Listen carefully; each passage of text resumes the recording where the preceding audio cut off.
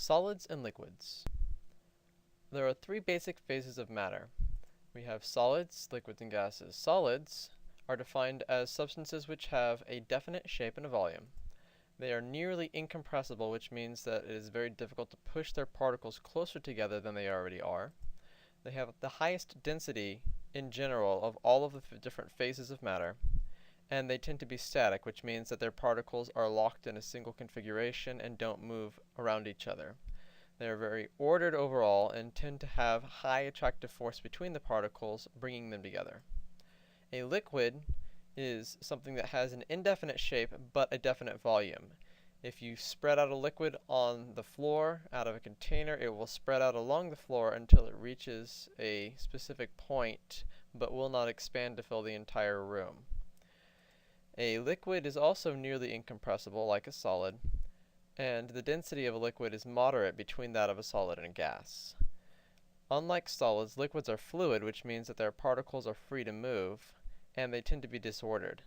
They can diffuse through each other if they are miscible. That means that if two liquids can be combined together without separating into different phases, their particles will move past one another. The attractive force of a liquid is relatively high, not nearly as high as a solid, but much higher than that of a gas in general. Gases are particles, or are substances with particles that have no definite shape or volume. So gas will continue to fill the container that it's placed in. A gas, unlike a liquid and a solid, is compressible, so the particles can be forced closer together. They also tend to have the lowest density because they have such high volume. A gas, like a liquid, is fluid and it has disordered particles. No matter what the nature of the gas, they tend to diffuse rapidly through one another and have little overall attractive force. Looking at a description of solids, liquids, and gases from a kinetic molecular theory standpoint, the gas has a high volume versus particle size, which means that it's mostly empty space. This is the basis of kinetic molecular theory. Particles in a gas move in constant random straight line motion, so they move from one point to another without bending or curving, and they tend to absorb and transfer energy rather than losing it in a collision. There's also generally little to no attractive or repulsive force. There is no substance, however, which is completely ideal and completely follows kinetic molecular theory. The less ideal substances are those which have low temperature, which slows the particles down, high pressure, which forces them together, or high attractive force, which pulls them together.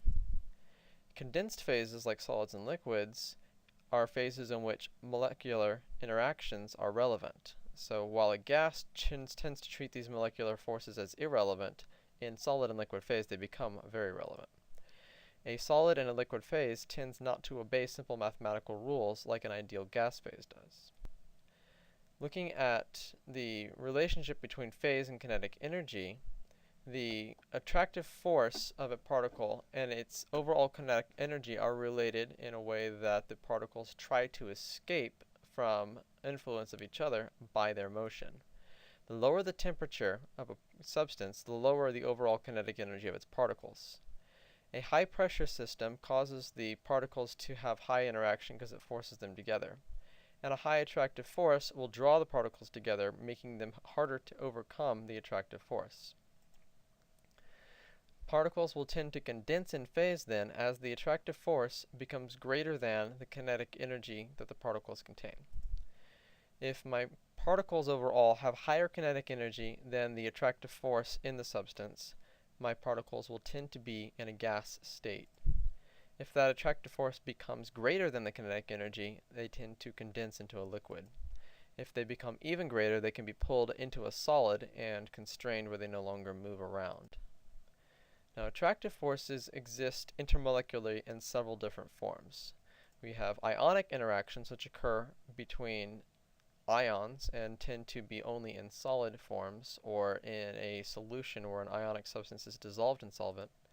Then there are van der Waals interactions, of which there are three basic types. There are London dispersion forces, which occur in all molecular substances, dipole-dipole interactions, which occur in polar substances, and hydrogen bonding, which occurs in substances that have hydrogen bound to a nitrogen, oxygen, or fluorine as a special type of dipole-dipole interaction. Now, attractive forces are important to the functionality of substances. The reason that a gecko is able to climb up the window of a glass plane is because of the interactions of the tiny fibers on the gecko's toe with the glass. The high surface area has high attractive force overall and is able to enable the creature to stick to the glass. In the same way, things like DNA are able to be bound together in a three-dimensional shape because of these interactive forces, particularly hydrogen bonding. The condensed phases rely a lot on attractive forces.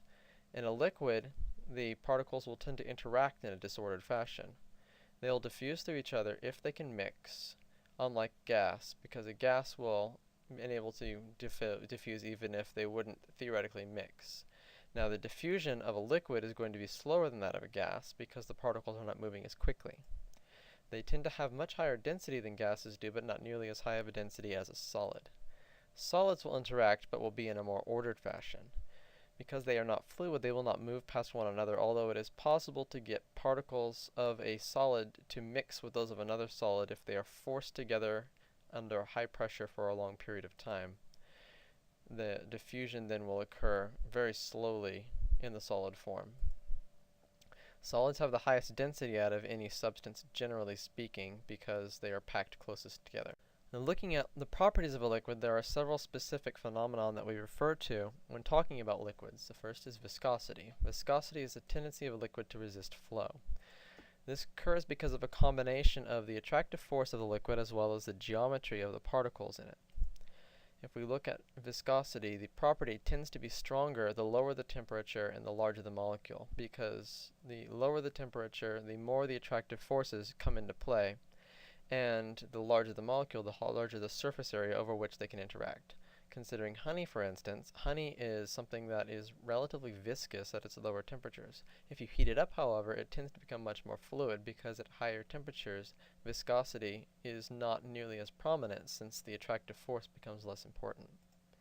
Surface tension is a property by which liquids will tend to minimize their surface area. This is because there is less interaction at the surface than there is in the interior. If you consider the blue circles to be surface particles versus the red circles as interior particles, the interior particles interact with particles on all sides, while the surface particles interact only to the sides and down. This causes them to be pulled more towards the bottom than they are towards the top, which causes them to kind of come together on each other. This surface tension forms a skin, quote-unquote, on the surface. This is the reason why if you ever go fly fishing, you're able to cast a lure and have it land on the water rather than sinking into the water. The surface tension will decrease as the attractive force decreases, so those things that are less interactive, like gasoline, will have much lower surface tensions than something like water does. Surfactants like soap tend to disrupt surface tension, and this is why they work well as an emulsifier to bring substances together. Capillary action is a means by which things like using a straw in a drink or in the interior of a plant, like a tree, is able to suck liquid up a thin tube. Liquid travels up the tube against gravity, and it does more effective travel with substances that have higher attractive force and in a smaller tube. So something like water, which has relatively strong forces in a thin tube like a thin straw, will tend to be able to rise more effectively than something that is weaker or in a larger tube. The idea behind capillary action is a competition between cohesive and adhesive forces. The stronger the adhesive forces versus the cohesive forces, the more a substance will move up. If we consider adhesive forces, this is something like the blue figure on the bottom, where the liquid will creep up the sides of the container. Cohesive forces sticking to themselves are like the red figure at the bottom, where they more form a mound in the center because they avoid interaction with the walls. When the adhesive force is greater than the cohesive force, we have capillary action. Once the difference between the adhesive and cohesive forces becomes equal to the force of gravity, capillary action will stop. Now looking at solids, solids can be either amorphous or crystalline. Crystalline solids are things like salt, sugar, or ice, and they generally tend to be regular in format and uniform in their melting point. Amorphous substances are things like rubber or glass, and they tend to be irregular, and they have various melting points throughout the sample. Now looking at crystals, crystals are overall highly ordered substances. If you break a crystal, the breaking occurs at a cleavage point. These are places where the attractive force is weaker. This causes a cleavage plane versus an amorphous substance which shatters irregularly. We can examine crystals by a process called X-ray diffraction crystallography, which bounces X-rays off the crystal and gives an idea of the pattern involved. Now, a crystal exists as what's called a base unit. The formula unit or a molecule or whatever makes up the crystal is its base unit.